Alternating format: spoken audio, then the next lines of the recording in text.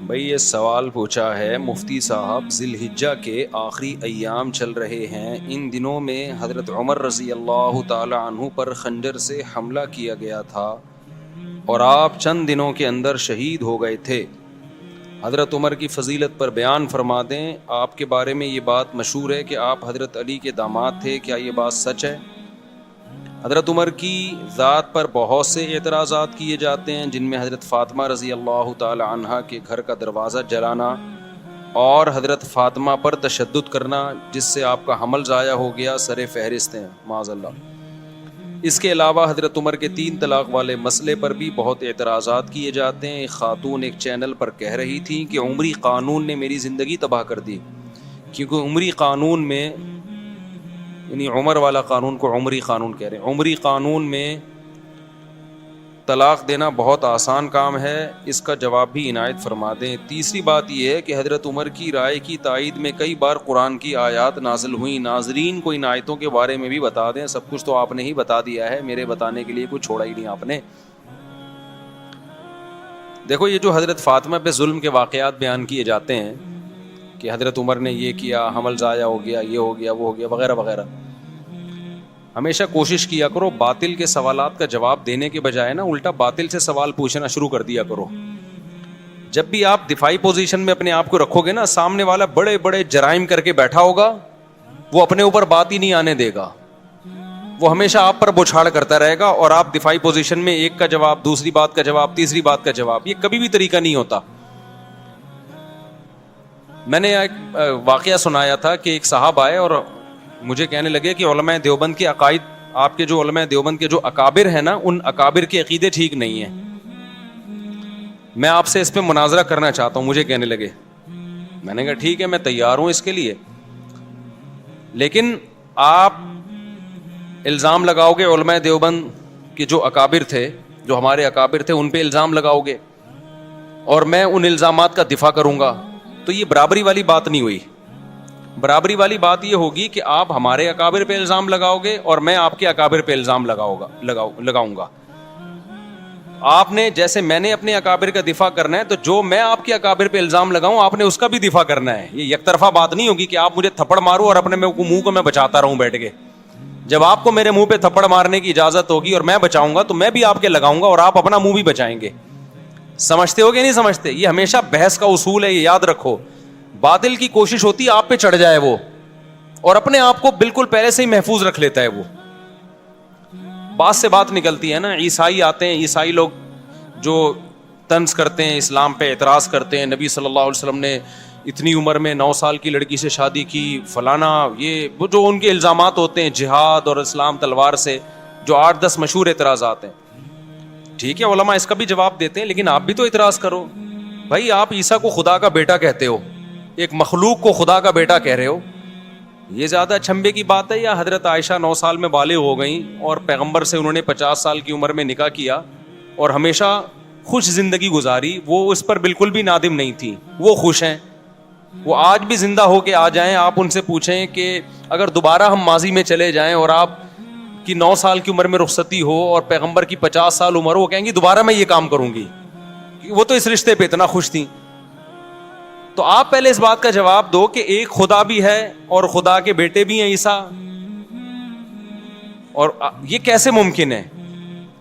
تو بجائے اس کے کہ ہم اعتراضات کے جواب دینا اگلے سے، دیکھو یہ میں اس لیے کہہ رہا ہوں کہ اسلام پہ جو اعتراضات ہوتے ہیں یہ اس لیے کرتے ہیں تاکہ ہماری نظر میں اسلام کو مشکوک کر دیں اور ہم اسلام کو چھوڑ دیں، یہی ہوگا نا؟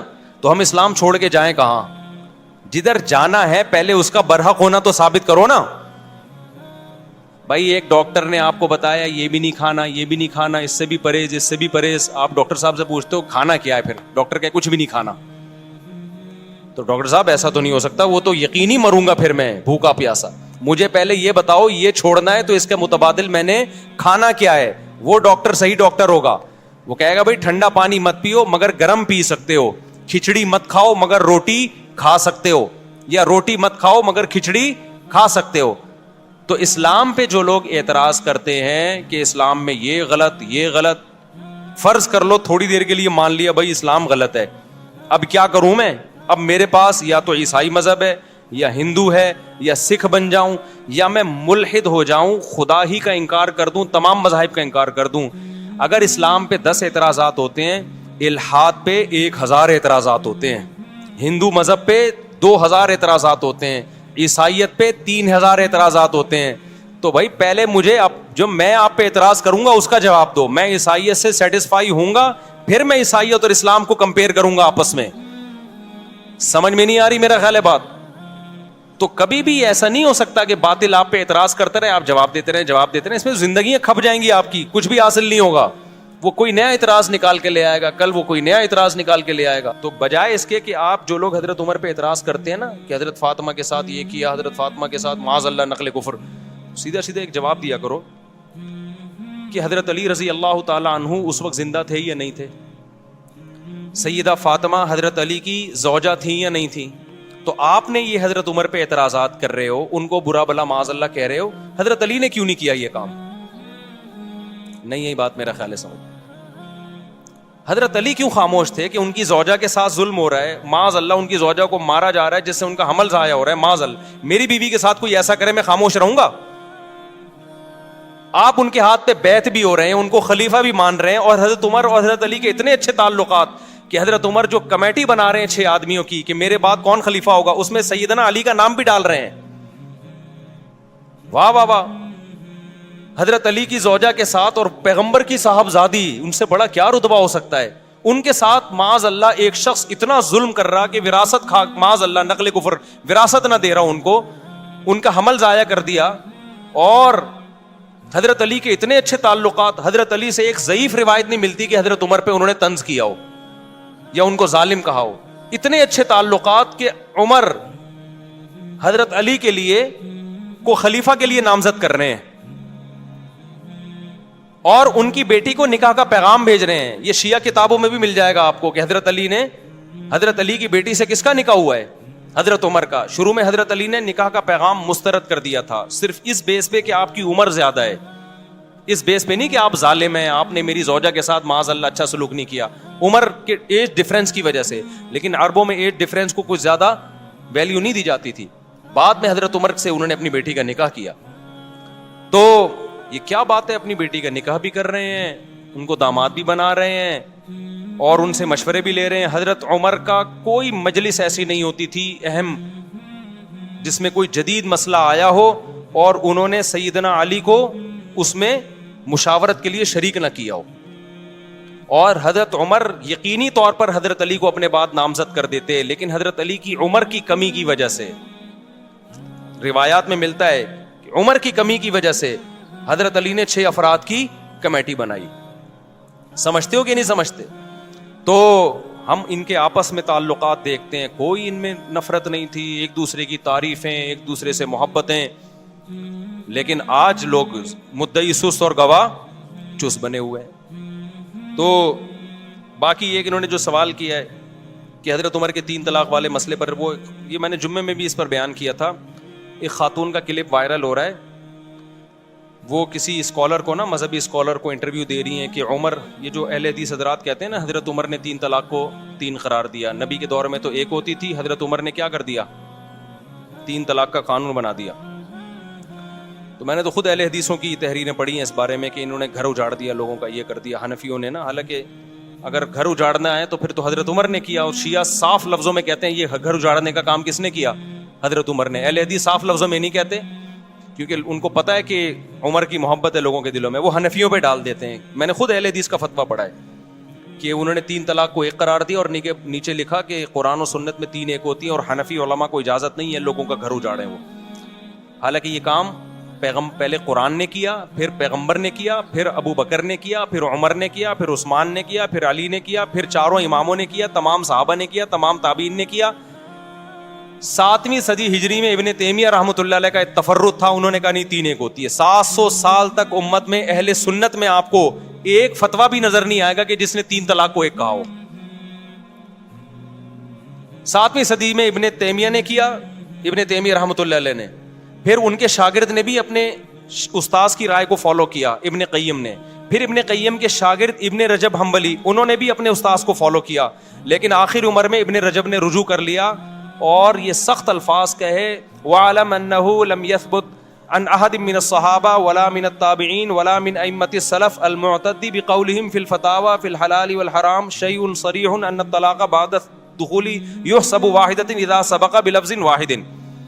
کہ انہوں نے کہا کہ کسی ایک حدیث میں بھی ہمیں نہیں ملتا, کسی ایک صحابی سے بھی نہیں ملتا, کسی ایک تابعی سے بھی نہیں ملتا کہ رخصتی کے بعد 3 کو کسی نے ایک قرار دیا ہو. صاف لفظوں میں رجوع کیا کہ میرے استاذ ابن قیم اور ان کے استاذ ابن تیمیہ اس مسئلے میں واضح غلطی پر ہیں, اس کی کوئی حیثیت نہیں ہے. رجوع کر لیا انہوں نے. اس کے بعد فقہ حنبلی میں, چونکہ یہ حنبلی تھے, ابن تیمیہ بھی, ابن قیم بھی اور ابن رجب بھی, اس کے بعد فقہ حنبلی میں یہ 3 طلاق کو ایک کہنا ختم ہو گیا. آئی بات سمجھ میں؟ فقہ حنبلی میں بھی اتفاق ہو گیا 3 کتنی ہے بھائی, 3 ہی ہوتی ہیں, کیونکہ یہ سب حنبلی مذہب کے بڑے بڑے ائمہ تھے. صدیوں یہ مسئلہ اسی طرح چلتا رہا. پوری امت میں 3 طلاقیں 3 ہوتی ہیں, 3 ہوتی ہیں, 3 ہوتی ہیں, یہاں تک کہ پھر شیخ بن باز جو سعودی عرب کے مفتی اعظم ہیں, جن کا تقریباً 15-20 سال پہلے انتقال ہوا, انہوں نے پھر ایک نئی رائے قائم کی کہ 3 کتنی ہوتی ہیں, 1 ہوتی. جب انہوں نے رائے قائم کی, ان کے استاذوں نے ان کی مخالفت کی. بن باز سے طلاق کے معاملے میں فتویٰ لینا جائز نہیں ہے. میرے پاس میں نے نیٹ سے پوری عبارتیں نکالی تھیں, ان کے استاذوں نے رد کیا کہ بن باز کا فتویٰ 3 طلاق کے معاملے میں اس سے بیوی حلال نہیں ہوگی, اجماعی مسئلہ ہے. لیکن شیخ بن باز تھے, بڑی حیثیت تھی ان کی, تھے پرہیزگار آدمی وہ, لیکن ایک آدمی کی غلطی کو آپ پوری امت پہ کیسے تھوپ رہے ہو بھائی؟ پھر کیا ہوا, سعودی عرب میں یہ مسئلہ اختلافی بن گیا. پھر جب اختلافی بنا تو پھر ہوا یہ کہ شیخ بن باز کے استاذ اور تمام حنبلی علماء وہ سارے 3 کے 3 ہونے کا فتویٰ دیتے تھے. بن باز کے پاس جب جاتا تو 3 کے 1 ہونے کا فتویٰ. پھر بن باز کے ہی قریبی لوگوں میں سے تھے شیخ صالح العثیمین, اللہ ان کی مغفرت فرمائے, بڑے عالم تھے. انہوں نے بھی بن باز کی رائے لی, 3 کتنی ہوتی ہیں, انہوں نے بھی کہا 1. اب سعودی عرب میں پھڈا ہو گیا. پھر کیا ہوا, 80 کی دہائی یا 90 کی دہائی میں سعودی حکومت نے ایک سرکولر جاری کیا کہ 3 طلاق کے مسئلے پر تمام علماء مل کے بیٹھیں اور دلائل سے اس مسئلے کو نمٹائیں. کوئی یہ فتویٰ دے رہا ہے, کوئی وہ فتویٰ دے رہا ہے. تو پوری بحث ہوئی اس پہ. القرار کے نام سے ایک رسالہ لکھا گیا, اس میں بہت سارے علماء شریک ہوئے, ان علماء کے نام بھی اس رسالے میں. بڑی بحث ہوئی اس میں. وہ پورا رسالہ میرے پاس موجود ہے عربی میں نے پورا رسالہ پڑھا ہے. وہ اتنی زبردست جاندار بحث ہوئی, 40-50 کتابوں کو کنگھالا گیا, علماء کے فتوے دیکھے گئے, قرآن و سنت کی روشنی میں بحث ہوئی, اور بالآخر یہ متفقہ فیصلہ کیا گیا کہ اکٹھی 3 طلاقیں 3 ہی ہوتی ہیں, 1 نہیں ہوتی.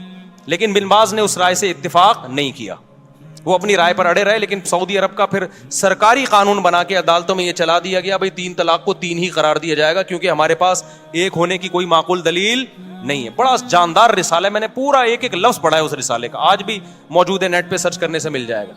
ہوا کیا پھر یہ ہوا کہ بن باز اسی رائے پہ قائم رہے, وہ 3 کو 1 کہتے رہے. اب جب سعودی عرب کی کورٹ میں جب کیس جاتا عدالت میں, تو کورٹ کہتی بھائی پورے علماء کا ایک فیصلہ ہے متفقہ, تو کورٹ سے 3 طلاق کو 3 ہی قرار دیا جائے گا. ہوتا یہ کہ لوگ کیا کرتے, جس کو بیوی رکھنی ہے وہ کورٹ میں جانے کے بجائے کہاں چلا جاتا, بن باز کے پاس چلا جاتا. وہی اختلاف دوبارہ شروع. حالانکہ اس مجلس میں علماء نے شیخ بن باز رحمہ اللہ تعالیٰ کو یہ نصیحت بھی کی تھی کہ اس طرح امت میں توڑ پیدا ہوگا. بہرحال بڑے عالم تھے, ہم کسی عالم کی گستاخی نہیں کرتے, ان کی اور نیکیاں بہت ہیں. ایک عالم سے غلطی ہو سکتی ہے, بات یہ کہ اس کی غلطی کو آپ ساری امت پہ تو نہ تھوپیں نا بھائی. آپ یہ کہہ دیتے بھائی ان کا ایک تفرد ہے, یہ آسان تھا. لیکن اب چونکہ سرکاری سطح پہ ان کو مفتی اعظم بھی بنا دیا گیا, لوگ اسی کو فالو کرتے چلے گئے. اس میں آسانی تھی, بیوی آرام سے حلال ہو رہی ہے, طلاق کا ریشو بھی اربوں میں بڑھ گیا, دھڑ دھڑ دھڑ طلاقیں, پھر ایک. نتیجہ یہ نکلا کہ چونکہ گورنمنٹ لیول پہ ایک فتوے کی ویلیو ہوتی ہے, وہ سرکاری مفتی تھے, نتیجہ یہ نکلا کہ وہ جو عدالت کا فتویٰ تھا وہ ججوں کو بھی نہیں, اب جج بھی اس کو فالو نہیں کر رہے. پھر اب جو جو محمد بن سلمان آئے, ان کے دور میں تو میرا خیال ہے کورٹ کو آرڈر دے دیا کہ 3 کو 1 ہی قرار دو. تو یہ اسلام نہیں ہے میرے بھائی, سمجھ رہے ہو, یہ ذاتی آراء ہیں بعض مفتیوں کی. اسلام وہ ہے جو قرآن نے بیان کیا, الطلاق مرتان, طلاق 2 مرتبہ ہیں. اس میں قرآن نے نہیں کہا کہ اکٹھی دو یا ایک مہینے کے بعد دو. قرآن کہتا ہے فَإِن طَلَّقَهَا, تیسری دے دی تو فَلَا تَحِلُّ لَهُ مِن بَعْدُ, عورت تیسری کے بعد شوہر کے لیے حلال نہیں ہوگی جب تک دوسرے مرد سے نکاح نہ کر لے. تو یہ عمری قانون نہیں ہے, یہ قرآن کا قانون ہے. بخاری کی حدیث ہے, نبی صلی اللہ علیہ وسلم کی موجودگی میں عویمر اجلانی نے اپنی بیوی کو 3 طلاقیں دی. آپ صلی اللہ علیہ وسلم نے اس کو 3 ہی سمجھا, اس سے نکاح کو ختم سمجھا نبی صلی اللہ علیہ وسلم نے. بخاری کی حدیث ہے. اتنی ساری حدیثیں, میرا اس پر پورا ایک لیکچر موجود ہے, تو یہ کہیں بھی نہیں ہے. تو اس کو یہ کہنا عمری قانون, عمری قانون, یہ شیعہ لوگ یہ جسارت کر سکتے ہیں بھائی. اہل سنت اس کو عمری قانون نہیں کہتے. عمر وہ قانون نہیں بنائیں گے جو پیغمبر کے قانون کے خلاف ہو. سمجھتے ہو کہ نہیں سمجھتے؟ یہاں اب وہ خاتون نے یہ کہا میرا گھر اجڑ گیا 3 طلاق کے بعد, میں مجبور ہو گئی ہوں حلالہ کرنے پر. وہ رو رہی ہیں, میں مجبور ہو گئی کس پر؟ دیکھو باطل جب بھی کوئی بات کر رہا ہوگا نا, بیچ میں ایک گڑبڑ کر رہا ہوگا, وہ اسی سے وہ لوگ اس کی اس بات کو نہیں اس طرف جاتے اور رونا دھونا شروع کرتے ہیں, ہائے بیچاری کے ساتھ ظلم ہو گیا. اسلام نے عورت کو حلالے پر مجبور کیا ہے. قرآن نے جب یہ کہا 3 طلاقیں دینے کے بعد عورت پہلے شوہر سے نکاح نہیں کر سکتی جب تک عدت کے بعد دوسرے مرد سے نکاح نہ کر لے, اس سے ہم بستری نہ ہو جائے اور وہ طلاق نہ دے دے, پھر عدت کے بعد پہلے سے کر سکتی ہے. اسلام, قرآن, حدیث یہ کہہ رہی ہے کہ عورت یہ کر سکتی ہے, یہ نہیں کہہ رہا کہ عورت کو اسلام اس پہ کیا کر رہا ہے, مجبور نہ کرے. بھائی کس نے کہا ہے کہ یہ کام کرے وہ؟ یعنی ایسا ہوتا ہے نا, مرد نے 3 طلاقیں دی ہوتی, پھر ہم جا کے عورت کی کنپٹی پہ بندوق رکھتے, اب تو دوسرے مرد سے نکاح کر, نہیں کرے گی گولی سے اڑا دیں گے ہم, تو یہ دائرہ اسلام سے خارج ہو جائے گی. تو اب تو اس کے ساتھ ریلیشن بھی, فزیکل ریلیشن بھی قائم کر, نہیں کیا ٹھا گولی سے اڑا دیں گے ہم تجھے. اب تو وہاں سے طلاق لے, نہیں طلاق لی ٹھا گولی سے اڑا دیں گے ہم تجھے. اب طلاق لینے کے بعد دوبارہ پہلے مرد سے تجھے نکاح کرنا پڑے گا, نہیں کیا ٹھا ہم گولی سے اڑا دیں گے. پھر عورت روتی بھی اچھی لگتی, ہائے ہائے میرے ساتھ کیا ہو رہا ہے, مجھے مردوں کے سے جو ہے نا ریلیشن قائم کروایا جا رہا ہے. بھائی اسلام نے کہا کہ اس مرد سے آپ کا نکاح اب ختم, اب آپ انجوائے کریں لائف کو, عدت کے بعد کسی اور مرد سے نکاح کریں. آپ آئی بات سمجھ میں؟ آپ اس مرد کے ساتھ زندگی گزاریں. اگر آپ کو عمر سمجھ میں نہیں آ رہا, آپ کے پاس آپشن ہے, آپ اس سے طلاق مانگ سکتی ہیں. تو یہ بے عزتی کر رہا ہے اسلام یا عزت دے رہا ہے اس کو؟ آپشن ہے آپ کے پاس, ڈیورس مانگنے میں کوئی حرج نہیں ہے. صحابیہ کے ساتھ ایسا ہی ہوا, 3 طلاقیں ہوئی, دوسرے مرد سے انہوں نے نکاح کیا, ان کو وہ مرد سمجھ میں نہیں آیا, نبی کے پاس آئی, میں ان سے طلاق لینا چاہتی ہوں. اس میں کون سی بے عزتی کی بات ہے بھائی؟ پھر اگر وہ طلاق دے دے ٹھیک ہے, نہیں دے تو گزارا کرو اس کے ساتھ, دے دے تو عدت گزر گئی آپ کی, آپ جہاں چاہیں نکاح کریں, اس میں کوئی بے عزتی کی بات ہے؟ تو پرانے والے سے کرنا چاہیں وہاں بھی کر سکتی ہیں, اس میں کوئی بے عزتی کی بات ہے؟ کسی اور مرد سے نکاح کرنا جب بے عزتی نہیں ہے, تو پرانے والا جو اپنے بچوں کا باپ ہے اس سے نکاح کرنا کہاں سے بے عزتی ہو گیا؟ اصل میں اس میں تڑپے گا وہ جس کی بیوی ہے. عذاب میں کون آئے گا؟ مرد. بے عزتی مرد کی ہو رہی ہے, ٹھیک ہے نا, جس نے غصے میں طلاقیں نکال دی اور اب رو رہا ہے. اب اسلام کہہ رہا ہے نا نا نا نا نا, تیری یہ محبوبہ جس کو تو نے غصے میں چھوڑا ہے, اب یہ کسی اور کے نکاح میں جائے گی, اور تو تیرے لیے وہ رات کیا ہوگی, ایسے جیسے آگ کے انگاروں پہ لیٹا ہوا ہے تو, اور آئندہ یہ لفظ زبان سے نکالنے سے پہلے تو 100 دفعہ سوچے گا. عذاب میں تو وہ آئے گا بندہ. دوسری بات یہ, خواتین یہاں یہ کہتی ہیں کہ جب عورت کو طلاق ہو گئی, ٹھیک ہے جی, وہ مجبور نہیں ہے کہ حلالہ کرے, وہ مجبور نہیں ہے, لیکن وہ بیچاری جائے گی کہاں؟ اس کا گھر تو اجڑ گیا نا, تو اس لحاظ سے تو وہ مجبور ہی اپنا گھر بسانے کے لیے اس کو یہ پروسیس سے گزرنا پڑے گا. اس کا جواب سمجھیں, وہ اس کا جو گھر اجڑا ہے نا, اور نیا گھر بسنا ممکن نہیں ہے یا مشکل ہے, وہ اسلام کی وجہ سے نہیں, وہ اسلام کو فالو نہ کرنے کی وجہ سے. یہ بار بار میں بتاتا ہوں, کیونکہ صحابہ کے دور میں مرد نے اگر 3 طلاقیں دی اور عورت کا نکاح ختم, تو 20 رشتے اس کے لیے پہلے سے اچھے مردوں کے ہوتے تھے, کیونکہ ایک ایک آدمی 2 3 بیویاں رکھتا تھا. لڑکیاں مارکیٹ سے کیا تھیں, شارٹ تھیں. لوگ انتظار کرتے تھے کسی کی بیوی بیوہ ہو یا طلاق ہو تو میں نکاح کروں اس سے. تو عورت کا گھر اجڑتا ہی نہیں تھا.